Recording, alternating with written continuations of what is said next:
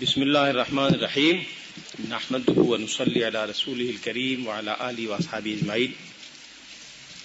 سب سے پہلے میں ادارہ الہدیٰ کا دل کی گہرائیوں سے شکر گزار ہوں، جنہوں نے یہ عزت بخشی اور یہ موقع عطا فرمایا کہ حدیث رسول اور سنت رسول علیہ الصلوۃ والسلام کے بارے میں کچھ گزارشات آپ کی خدمت میں پیش کر سکوں۔ یہ خطبات جن کی تعداد انشاءاللہ 12 ہوگی، علم حدیث کے مختلف پہلوؤں سے بحث کریں گے۔ اس میں علم حدیث کے فنی مباحث پر گفتگو بھی ہوگی، علم حدیث کی تاریخ پر گفتگو بھی ہوگی، اور محدثین کرام نے احادیث رسول علیہ الصلوۃ والسلام کو جمع کرنے، فراہم کرنے، ان کا مطالعہ اور تشریح و تفسیر کرنے میں جو خدمات انجام دی ہیں، ان خدمات کا بھی اختصار کے ساتھ انشاءاللہ جائزہ لینے کی کوشش کی جائے گی۔ آج کی گفتگو کا عنوان ہے علم حدیث ایک تعارف۔ علم حدیث کے تعارف کی ضرورت اس لیے پیش آتی ہے کہ عموماً ہر مسلمان حدیث رسول سے تو واقف ہوتا ہے، اس کو یہ بھی معلوم ہے کہ حدیث کیا ہے اور حدیث کی اہمیت اسلام میں کیا ہے، لیکن بہت سے حضرات کو یہ معلوم نہیں ہوتا کہ علم حدیث فنی اعتبار سے کس کو کہتے ہیں، حدیث اور اس سے ملتی جلتی اصطلاحات کا مفہوم کیا ہے، ان اصطلاحات کا استعمال اہل علم کے ہاں کن کن معنی میں ہوا ہے، اس کی فنی تفصیلات سے بہت سے لوگ واقف نہیں ہوتے۔ اس عدم واقفیت کی وجہ سے بہت سے مسائل اور خرابیاں پیدا ہوتی ہیں۔ قرآن مجید کی تفسیر و تشریح کا سوال ہو، فقہی احکام اور شریعت کے مسائل کی تفصیلات کا سوال ہو، شریعت کے احکام میں ترتیب اور باہمی ربط کا سوال ہو، ان سب چیزوں کو صحیح طور پر سمجھنے کے لیے علم حدیث سے فنی واقفیت بقدر ضرورت لازمی ہے۔ پھر جیسا کہ ہر مسلمان جانتا ہے، قرآن مجید تو ایک متعین کتاب ہے، پورا قرآن مجید اس کتاب کے اندر لکھا ہوا ہے، نہ اس سے باہر قرآن کا وجود ہے اور اس کے اندر سارا کا سارا قرآن سما گیا ہے، لیکن ایسی کوئی ایک کتاب حدیث یا سنت کے بارے میں موجود نہیں ہے۔ بہت سی کتابیں ہیں، احادیث کے بہت سے مجموعے ہیں جن میں بہت سی احادیث ملتی ہیں اور ان سے سنت کا پتہ چلتا ہے۔ اس لیے جب تک اسلامیات کے طلباء کو بالعموم اور قرآن مجید کے طلباء کو بالخصوص اچھی طرح سے یہ معلوم نہ ہو کہ حدیث اور سنت کس کو کہتے ہیں، حدیث کی جو کتابیں ہمارے سامنے ہیں ان سے استفادے کا طریقہ کیا ہے، کسی حدیث کی کتاب میں اگر کوئی حدیث لکھی ہوئی ہے تو اس کی روشنی میں قرآن پاک کو کیسے سمجھا جائے، اس کے تفصیلی قواعد اور ضوابط مقرر ہیں جس پر گزشتہ 1300 سال سے لوگ عمل کرتے چلے آ رہے ہیں اور قرآن مجید اور ارشادات رسول علیہ الصلوۃ والسلام کو اس کی روشنی میں سمجھ رہے ہیں۔ یہ سمجھنا کہ قرآن مجید اور سنت کسی خلا میں پائے جاتے ہیں اور بغیر کسی تسلسل کے آج جس کا جی چاہے جو معنی اس کو پہنا دے، یہ تصور درست نہیں ہے۔ قرآن مجید ایک تسلسل کے ساتھ ہم تک پہنچا ہے۔ رسول اللہ صلی اللہ علیہ وسلم نے صحابہ کرام کو اس کے معنی و مطالب سمجھائے، صحابہ کرام نے قرآن مجید کے معنی و مطالب تابعین کو سمجھائے، اور اس طرح سے نسلاً بعد نسلن، ایک طبقے کے بعد دوسرا طبقہ، دوسرے کے بعد تیسرا، یہ پوری رہنمائی ہم تک پہنچی ہے۔ اس میں ماضی میں اگر کوئی خلا پیدا ہو جائے خدا نخواستہ، یا ہماری فہم میں کوئی ایسا خلل آ جائے کہ جس میں ماضی سے رشتہ کٹ جائے، تو پھر قرآن مجید کی فہم میں بڑی غلطیاں پیدا ہونے کا امکان ہے۔ ماضی قریب میں اور خود ہمارے ملک میں بہت سی گمراہیاں اس لیے پیدا ہوئیں کہ بعض لوگوں نے سنت رسول کے اس تسلسل کو، احادیث کے اس پورے علم اور فن کو، قرآن مجید کی تعبیر و تشریح کے ان سارے اصولوں کو نظر انداز کر کے صرف عربی زبان اور اپنی فہم کی مدد سے سمجھنے کی کوشش کی، جس کے نتیجے میں بہت سی خرابیاں اور کمزوریاں پیدا ہوئیں۔ اس لیے قرآن مجید کو سمجھنے کے لیے علم حدیث سے واقفیت ناگزیر ہے. علم حدیث کی اہمیت اور ضرورت پر تفصیلی گفتگو کل ہوگی، لیکن اس ابتدائی تمہیدی گزارش سے یہ اندازہ ہو گیا ہوگا کہ علم حدیث کی اہمیت علوم اسلامیہ میں بالعموم اور قرآن مجید کو سمجھنے میں بالخصوص کتنی ہے. حدیث جس کو اس خاص فن کی اصطلاح کے طور پر استعمال کیا گیا ہے، عربی زبان میں بہت سے معنی و مطالب کے لیے استعمال ہوتا ہے. عربی زبان میں حدیث کے معنی گفتگو کے بھی ہیں، حدیث کے معنی نئی بات کے بھی ہیں، اور حدیث کے معنی کسی اہم اور قابل ذکر واقعے کے بھی ہیں. نئی چیز، نئی بات، اہم اور قابل ذکر واقعہ یا کوئی گفتگو، کوئی کلام، اس کو عربی زبان میں حدیث کہتے ہیں. آپ نے مشہور ارشاد رسول صلی اللہ علیہ وسلم سنا ہوگا، جس میں آپ نے فرمایا کہ خیر الحدیث کتاب اللہ. ایک جگہ ہے احسن الحدیث کتاب اللہ، یعنی سب سے اچھی گفتگو، سب سے اچھا کلام اللہ کا کلام ہے. گویا حدیث اور کلام دونوں بعض دفعہ مترادف کے طور پہ بھی استعمال ہوتے ہیں.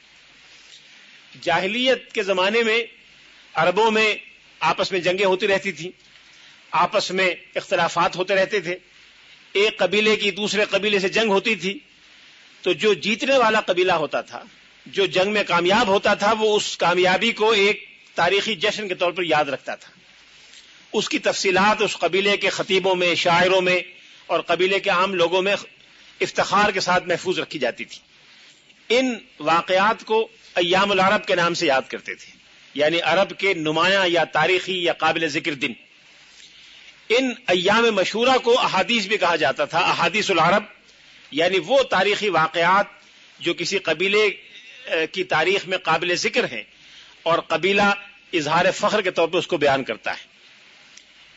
یہ جو احادیث کا لفظ ہے یہ احدوثہ کی جمع ہے، لیکن عام رواج محدثین کے یہاں یہ ہو گیا ہے کہ حدیث کی جمع احادیث استعمال کی جا رہی ہے.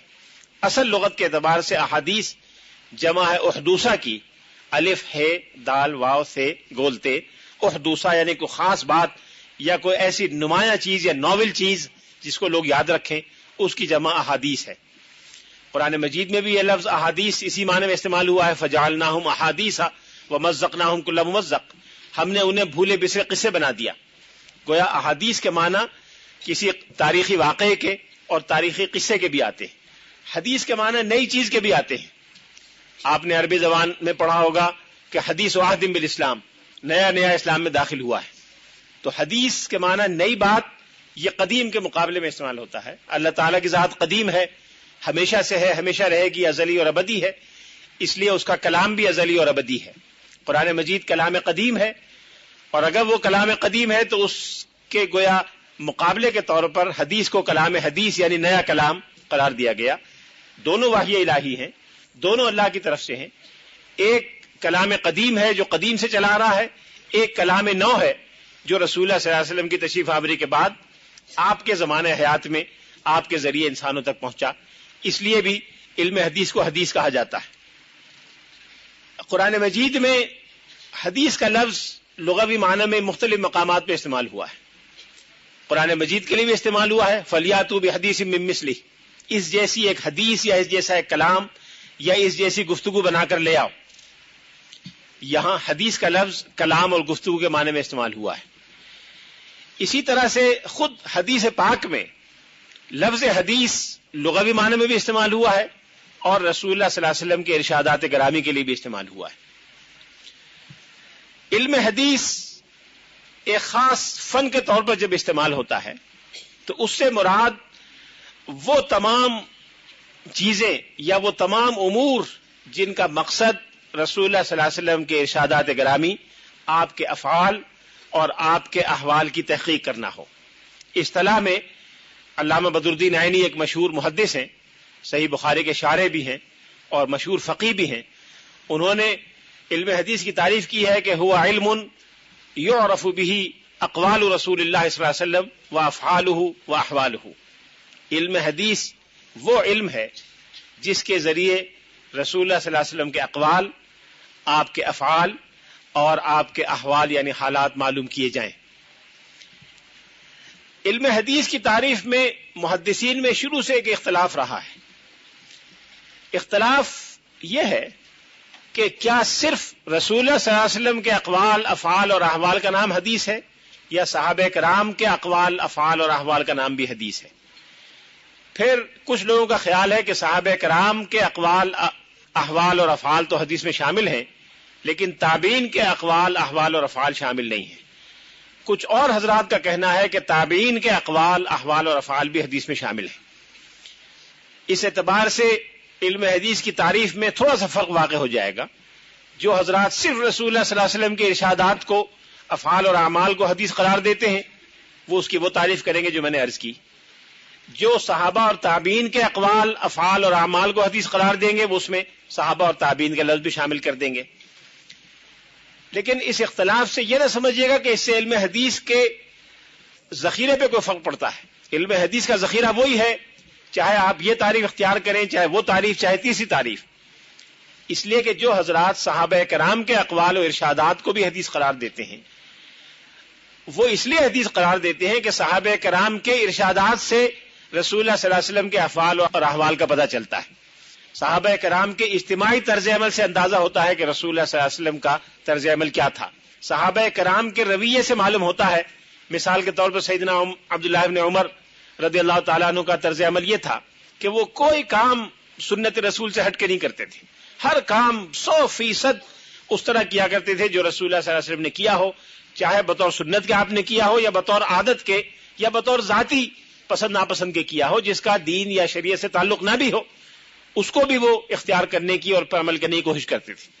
اب حضرت عبداللہ ابن عمر کا اپنا فعل، اس اعتبار سے تو ان کا اپنا فعل ہے کہ ایک صحابی کا فعل ہے، لیکن اس سے یہ اندازہ ضرور ہو سکتا ہے کہ رسول اللہ صلی اللہ علیہ وسلم نے کسی خاص معاملے میں کیا رویہ اختیار فرمایا. اس سے حضور کے رویے کی بالواسطہ نشاندہی ہوتی ہے.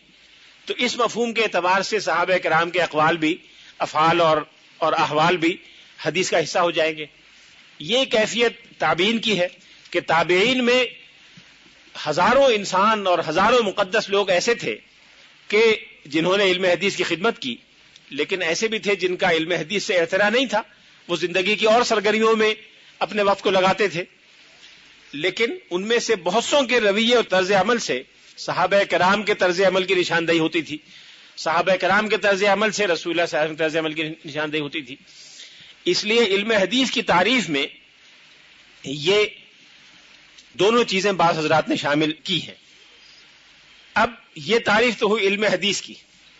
خود حدیث کی تعریف کیا ہے، جس کا علم حدیث کہلاتا ہے؟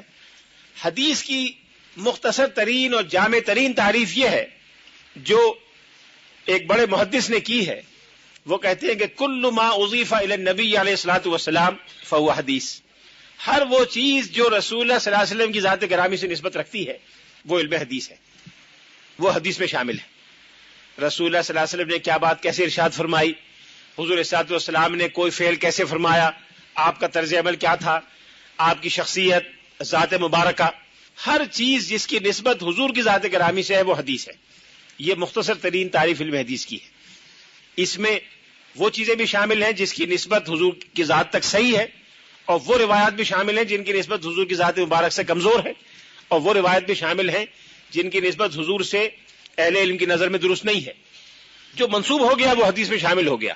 پھر حدیث کے درجے ہیں جس پر ہم آگے چل کے بات کریں گے. ہر علم کا ایک موضوع ہوتا ہے. معاشیات کا ایک موضوع ہے، سیاسیات کا ایک موضوع ہے، منطق اور فلسفے کا ایک خاص موضوع ہے. ہر کتاب کا موضوع ہوتا ہے. محدثین نے یہ سوال اٹھایا کہ علم حدیث کا موضوع کیا ہے.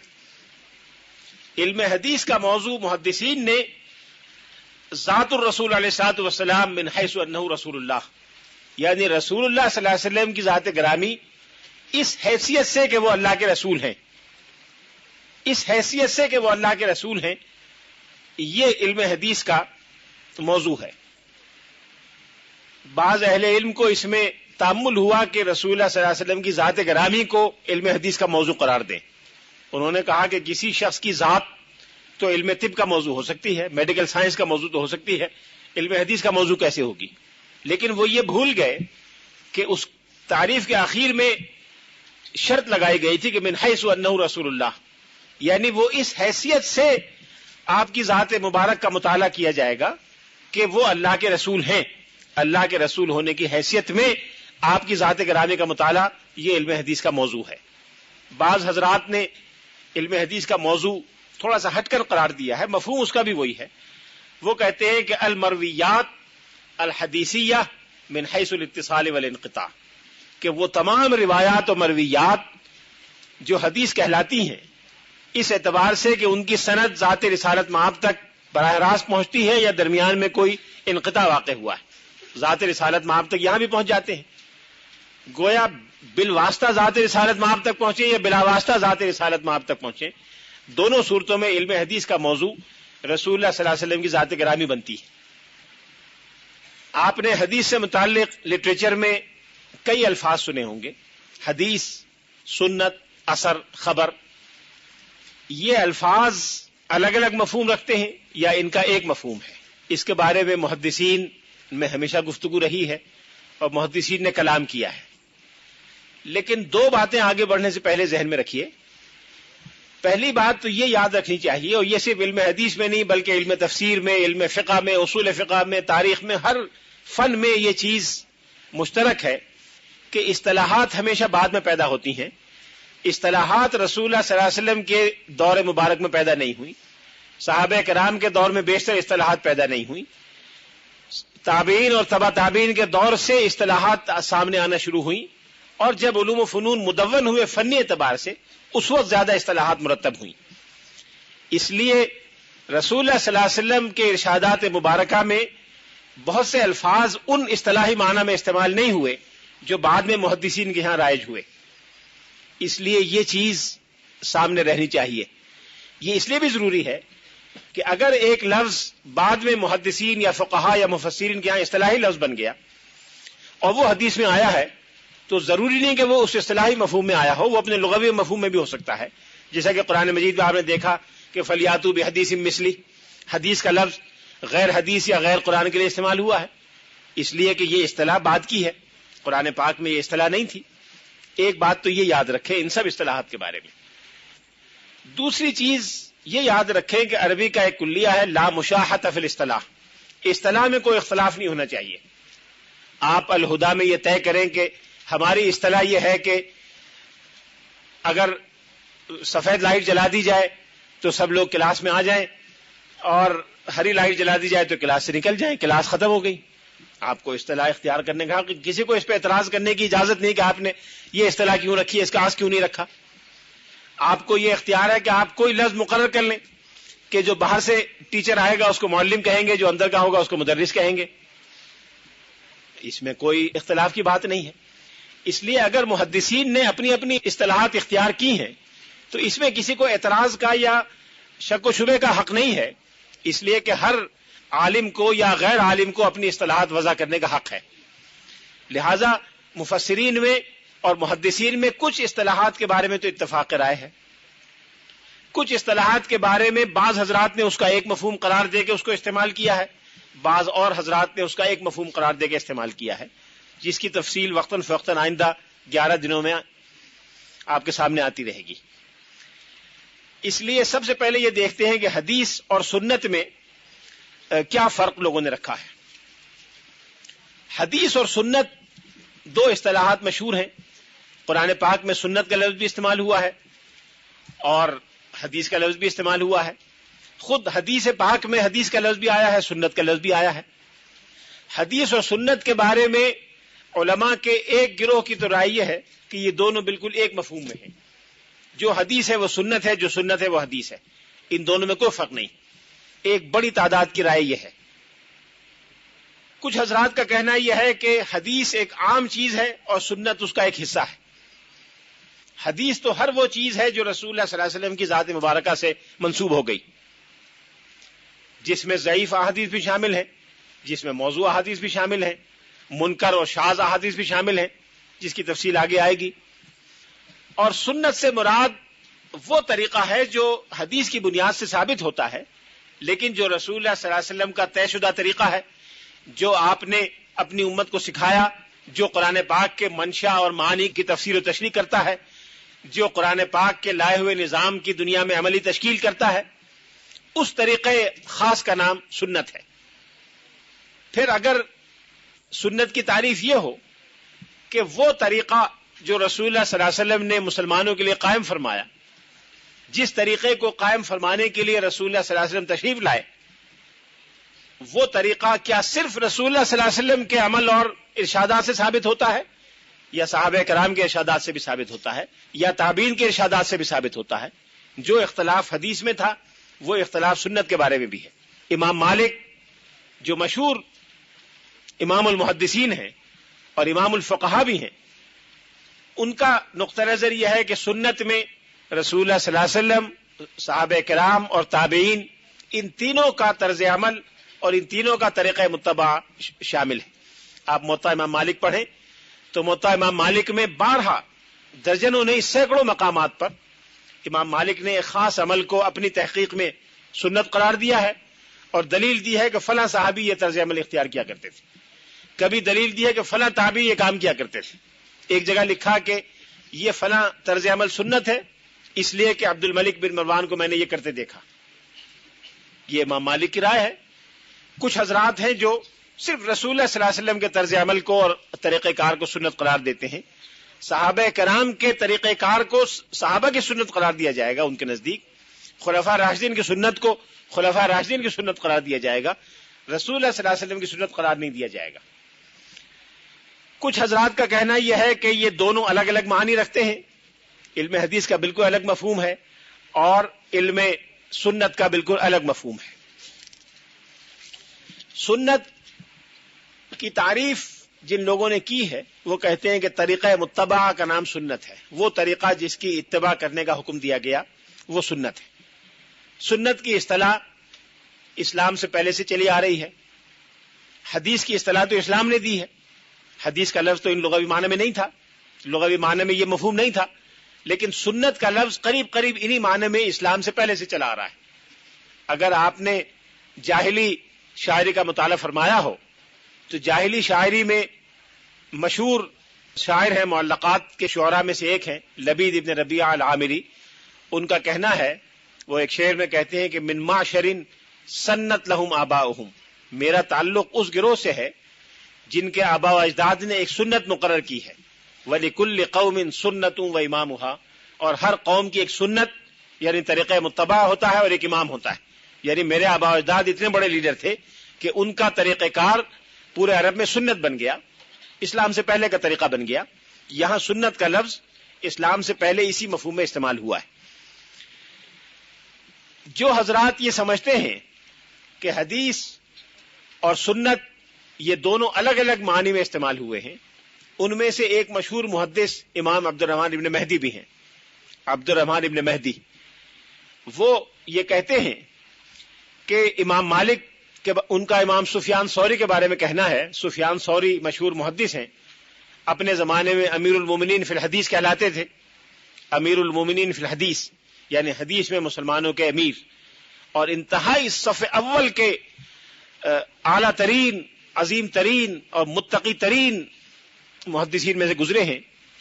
ان کے بارے میں عبد الرحمن ابن مہدی نے کہا کہ ابن سفیان الثوری امام فی الحدیث، سفیان ثوری حدیث کے امام ہیں، والاوزاعی امام فی السنہ، امام اوزاعی جو مشہور فقیہ ہیں سنت میں امام ہیں، ومالک سنت فیہما، امام مالک جو موطا کے مصنف ہیں یہ دونوں کے امام ہیں، سنت کے بھی امام ہیں، حدیث کے بھی امام ہیں۔ گویا انہوں نے ان دونوں کو بالکل الگ الگ مفہوم میں سمجھا ہے۔ آپ نے حدیث کی اکثر کتابوں میں پڑھا ہوگا، ایک محدث جب کوئی حدیث بیان کرتا ہے اور اس حدیث پر روایتی بحث کرنے کے بعد درایت کے نقطہ نظر سے بحث کرتا ہے، جس پر ہم آگے بات کریں گے، تو وہ یہ کہتا ہے کہ ھذا الحدیث مخالف للقیاس والسنہ والاجماع، اس حدیث پر ہم اس لیے اس کے ظاہر پر عمل نہیں کریں گے کہ یہ قیاس، سنت اور اجماع کے خلاف ہے۔ ایک طرف حدیث ہے، ایک طرف سنت ہے، گویا سنت اور حدیث کو وہ متعارض مفہوم میں لے رہے ہیں۔ یہ مثالیں میں نے یہ ظاہر کرنے کے لیے دی ہیں کہ محدثین کا ایک گروہ حدیث و سنت کو الگ الگ مفہوم میں سمجھتا ہے۔ قرآن مجید میں بھی سنت کا لفظ اللہ تعالیٰ کے طریقہ کار کے لیے، اللہ تعالیٰ کی سنت کے لیے، عادت کے لیے استعمال ہوا ہے۔ سنت اللہ فی الذین خلو من قبل، یہ اللہ کی سنت ہے جو پہلے لوگوں کے زمانے سے چلی آ رہی ہے، یعنی اللہ تعالیٰ کا جو خاص نظام ہے جس میں کوئی تبدیلی نہیں ہوتی، جس میں کوئی کمی بیشی نہیں ہوتی، جو اللہ کا اصول ہے وہ ہمیشہ ایک جیسا رہتا ہے۔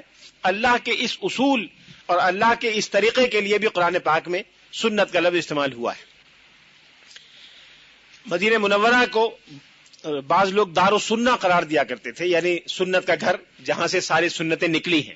یقیناً مدینہ منورہ دار السنہ تھا، صحابہ کرام جن کے پاس سنت کا علم تھا منورہ ہی میں رہتے تھے، مدینہ منورہ ہی سے سنت کے ذخائر نکلے ہیں، مدینہ منورہ ہی سے صحابہ کرام دنیا کے گوشوں میں پھیلے، اس لیے دار السنہ مدینہ منورہ کا نام ہونا ایک بالکل فطری اور طبیعی چیز ہے۔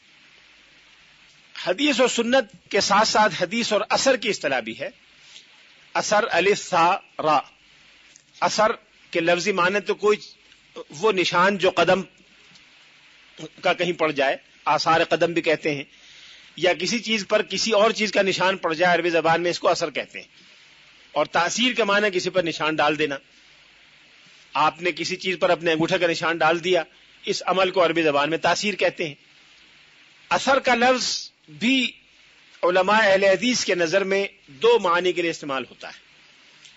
محدثین کی ایک جماعت ہے جو صحابہ کرام اور تابعین کے اقوال و اعمال و افعال کے لیے اثر کی اصطلاح استعمال کرتی ہے، آثار صحابہ و تابعین۔ ایک اور جماعت ہے جو اثر اور حدیث کو ایک مفہوم میں سمجھتی ہے، اس کے نزدیک رسول اللہ صلی اللہ علیہ وسلم کے ارشادات، اقوال و افعال اور اعمال اور صحابہ اور تابعین، ان سب کے اقوال و اعمال کو حدیث بھی کہتے ہیں، اثر بھی کہتے ہیں۔ علم حدیث کی اصطلاح میں اصطلاحات پر آگے چل کے بات ہوگی۔ ایک اصطلاح ہے مرفوع، مرفوع کے معنی جس کو بلند کیا گیا ہو، جس کو اٹھایا گیا ہو، بلند شدہ، ایگزالٹڈ، انگریزی میں ایگزالٹڈ جو آپ کہیں گے، مرفوع کے معنی بلند شدہ یا ایگزالٹڈ۔ اصطلاح میں اس سے مراد وہ حدیث ہے جو رسول اللہ صلی اللہ علیہ وسلم تک پہنچتی ہے، جس میں راوی رسول اللہ صلی اللہ علیہ وسلم کا اسم گرامی لے کر صراحتاً آپ کی ذات مبارکہ سے اس کو منسوب کرتا ہے، اس کو مرفوع کہتے ہیں۔ اس کے مقابلے میں دوسری اصطلاح ہے موقوف، یعنی ٹھہرا ہوا، جو رک گیا ہو، ہالٹڈ آپ انگریزی میں کہہ سکتے ہیں، جس کی نسبت صحابہ تک پہنچی ہے، صحابہ کرام کے بعد آگے نسبت نہیں کرتے۔ راوی بیان کرتے ہیں کہ فلاں شخص نے مجھ سے بیان کیا، ان سے فلاں شخص نے بیان کیا، انہوں نے فلاں صحابی کو یہ ارشاد فرماتے سنا، اور پھر آگے وہ بات بیان ہوتی ہے، اس کے بعد آگے نہیں۔ اس بات کو موقوف کہتے ہیں جو صحابہ کرام پر جا کے رک جائے۔ جو لوگ اثر اور حدیث میں فرق کرتے ہیں وہ یہ کہتے ہیں کہ روایت اگر مرفوع ہو، رسول اللہ صلی اللہ علیہ وسلم کی ذات تک پہنچتی ہو، تو اس کو حدیث کہا جائے گا، اور اگر روایت صحابہ کرام پر موقوف ہو جائے یا تابعین پر موقوف ہو جائے تو اس کو اثر کہا جائے گا۔ یہی فرق ہے خبر اور حدیث کے بارے میں۔ خبر کا لفظ بھی استعمال ہوا ہے، خبر کے معنی رپورٹ یا اطلاع۔ ہر وہ اطلاع یا رپورٹ جو رسول اللہ صلی اللہ علیہ وسلم کے کسی ارشاد یا فعل یا کیفیت یا عمل کے بارے میں کسی نے دی، وہ اصطلاحاً خبر بھی کہلاتی ہے، حدیث بھی کہلاتی ہے۔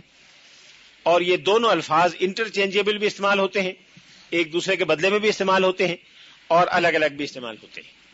یہ چار اصطلاحی الفاظ ہیں جن کو سمجھ لینا چاہیے، یعنی حدیث، سنت، اثر اور خبر۔ اصطلاحات میں کوئی اختلاف نہیں، ہر بڑے محدث کا حق ہے کہ جو اصطلاح چاہے وضع کرے، لیکن جب ہم کسی اصطلاح کو استعمال کریں تو یہ دیکھ لیں کہ ہم اسے کس سیاق و سباق میں استعمال کر رہے ہیں اور کس مفہوم میں استعمال کر رہے ہیں۔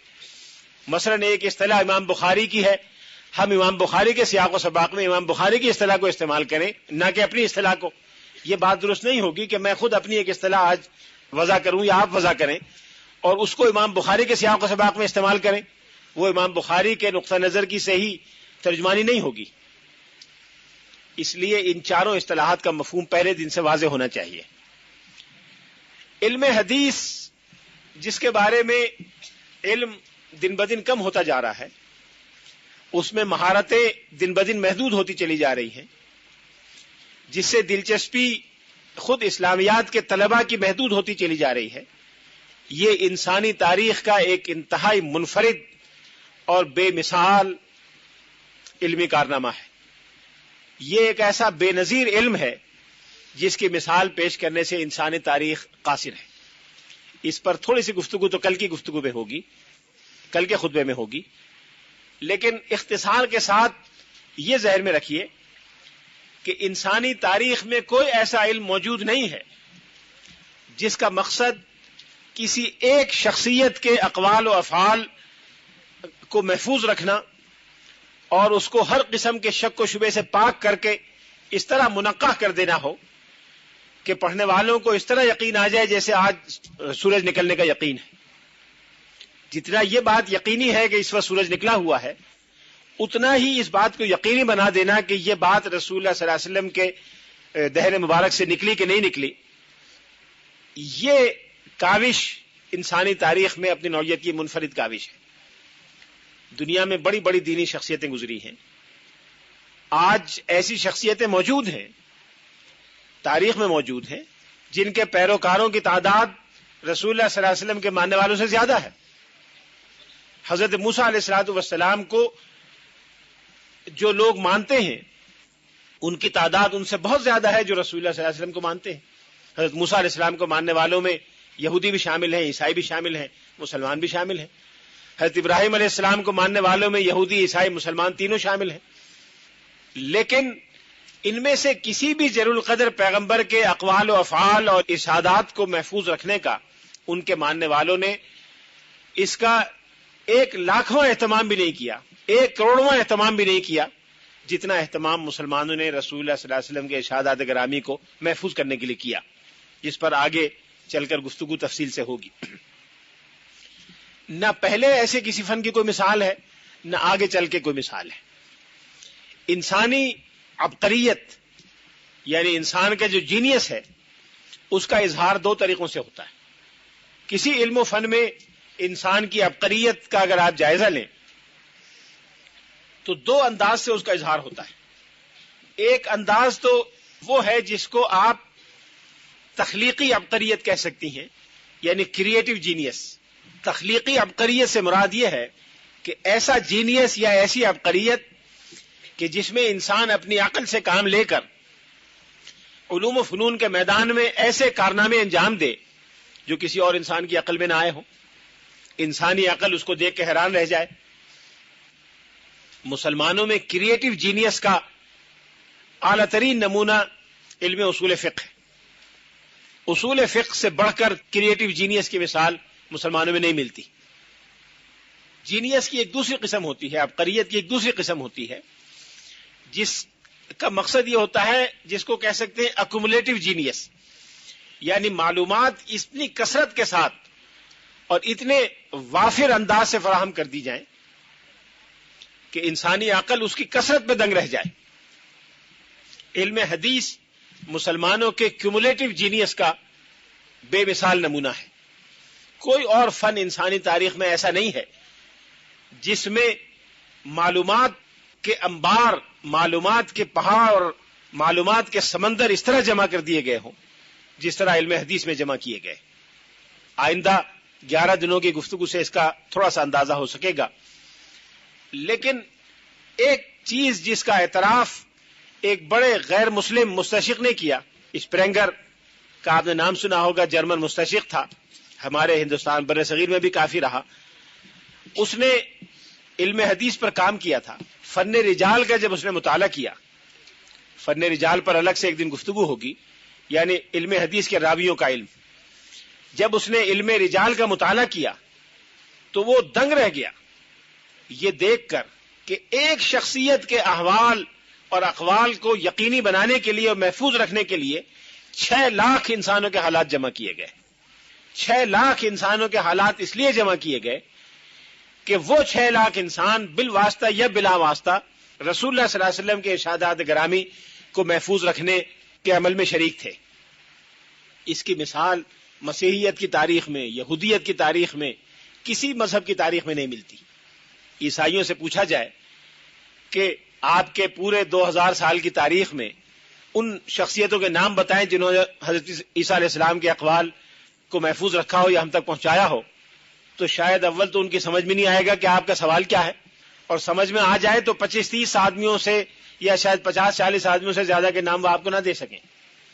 مسلمانوں میں 6 لاکھ روات کے نام اس وقت محفوظ موجود ہیں، اور ابھی یہ 7 والے کمرے میں کچھ دیر انتظار کے لیے بیٹھا، یہاں کتابیں رکھی ہوئی ہیں، اس کمرے میں کئی لاکھ انسانوں کے حالات محفوظ ہیں۔ صحابہ کرام نے رسول اللہ صلی اللہ علیہ وسلم کی ذات مبارکہ کو دیکھا، ان کی آنکھیں اس شرف سے مشرف ہوئیں، ان کے کان اس اعزاز سے معزز ہوئے، اس لیے سب سے پہلے ان کے حالات جمع کرنے پر توجہ دی گئی۔ اور آج صحابہ کرام کے تذکرے پر جو کتابیں ہیں، جن کی تعداد 1-2 نہیں ہے، درجنوں ہیں، ان میں کم و بیش 12 سے 15 ہزار صحابہ کرام کا تذکرہ موجود ہے۔ اس کی کوئی مثال آج کی تاریخ میں بھی نہیں مل سکتی، اس وقت بھی نہیں مل سکتی کہ کسی بڑے سے بڑے انسان کے ساتھیوں کا، شرکاء کا اور اس کے اصحاب کا تذکرہ جمع کیا گیا ہو، اور 12,000 15,000 افراد کا تذکرہ اس لیے جمع کیا گیا ہو کہ یہ فلاں شخص کے اصحاب اور فلاں کے ساتھی ہیں، اور ان سے اس کے بارے میں کوئی معلومات یا رہنمائی مل سکتی ہے۔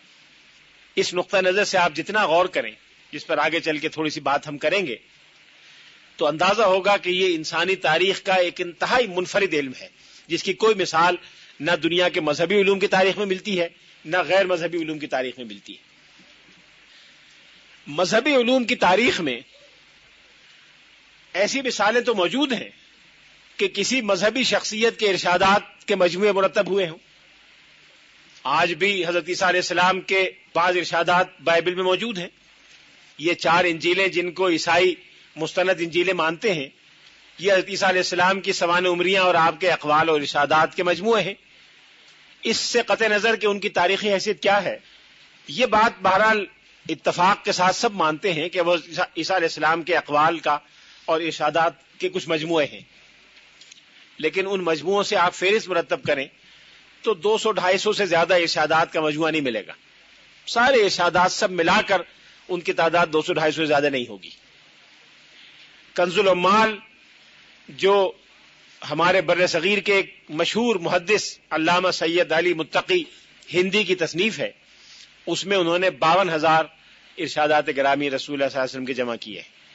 علامہ جلال الدین سیوطی جنہوں نے یہ طے کیا کہ اس وقت تک جتنے مجموعے احادیث کے موجود ہیں ان سب کو جمع کر کے ساری احادیث یکجا ایک کتاب میں جمع کر دی جائیں، اس میں انہوں نے یہ تعداد 70,000 کے لگ بھگ پہنچائی، اور وہ اس کام کو نامکمل چھوڑ کے رخصت ہوئے، مکمل نہیں کر پائے۔ ان کی کتاب جمع الجوامع یا الجامع الکبیر کے نام سے مشہور ہے۔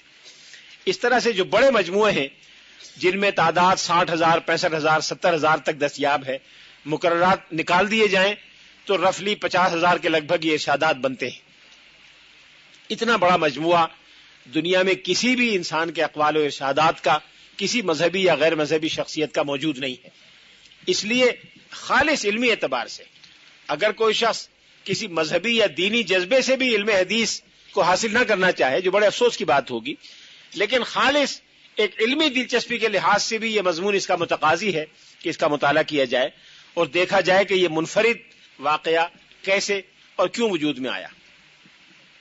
علم حدیث میں جو ذخیرہ سنت اور احادیث صحیحہ کا موجود ہے، اس کی ثقافت یعنی ایتھینٹسٹی کس درجے کی ہے، اس پر ایک خاص گفتگو میں بحث کی جائے گی۔ لیکن اس غلط فہمی کو آج ہمیشہ کے لیے نکال دیجئے کہ علم حدیث کے ثبوت میں کسی بھی اعتبار سے شک و شبے کی کوئی گنجائش پائی جاتی ہے۔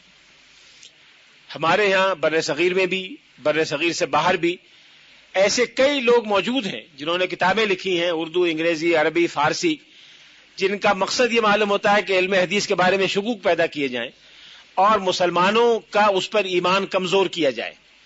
بدنیتی سے ایسا کرتے ہیں تو اللہ تعالیٰ ان کو ہدایت دے، نیک نیتی سے کرتے ہیں تو اللہ تعالیٰ ان کی غلطی کو درست کر دے۔ لیکن یہ یا تو بہت پرلے درجے کی غلط فہمی اور کم علمی ہے، یا انتہائی بدترین قسم کی بددیانتی ہے جس میں علم حدیث کے بارے میں شک و شبے کا اظہار کیا جائے۔ کسی بھی چیز کو محفوظ رکھنے کے جو طور طریقے ہو سکتے ہیں، انسانی ذہن اور دماغ میں آ سکتے ہیں، وہ سارے کے سارے سنت کو، رسول اللہ صلی اللہ علیہ وسلم کے ارشادات گرامی کو محفوظ رکھنے کے لیے محدثین نے اور امت مسلمہ نے اختیار کیے، اور ان طریقوں سے محفوظ ہو کر علم حدیث منقع ہو کے ہم تک پہنچا ہے۔ دنیا کے کسی علم پر اتنے بڑے انسانی دماغوں نے اور اتنی غیر معمولی یادداشت رکھنے والے انسانوں نے مسلسل غور و خوض نہیں کیا جتنا علم حدیث پر غور و خوض ہوا ہے۔ رسول اللہ صلی اللہ علیہ وسلم کی زبان مبارک سے نکلنے والے ایک ایک لفظ اور ایک ایک حرف پر سینکڑوں پہلوؤں سے لاکھوں انسانوں نے غور کیا ہے، اور یہ غور 1400 برس سے مسلسل چلا آ رہا ہے۔ ابھی یہ سلسلہ ختم نہیں ہوا، اس وقت بھی دنیا بھر میں جاری اور ساری ہے، اور نئے نئے اہل علم نے نئے نئے راستے اور نئے نئے رجحانات علم حدیث پر غور و خوض کے سامنے رکھے ہیں، جن پر میں سب سے آخری خطبے میں انشاءاللہ گفتگو کروں گا۔ اس لیے سب سے پہلی بات تو یہ ذہن میں رہنی چاہیے کہ علم حدیث اسی طرح کا مستند علم ہے جیسے کوئی انسانی علم مستند ہو سکتا ہے۔ اس علم کے ذریعے رسول اللہ صلی اللہ علیہ وسلم کی سنت اور آپ کے احادیث مبارکہ کو جس طرح محفوظ کیا گیا وہ اسی طرح قطعی اور یقینی ہے جس طرح قرآن مجید قطعی اور یقینی ہے، صرف ایک فرق کے ساتھ کہ قرآن مجید کے الفاظ اللہ کی طرف سے ہیں، احادیث کے الفاظ اللہ تعالیٰ کی طرف سے نہیں۔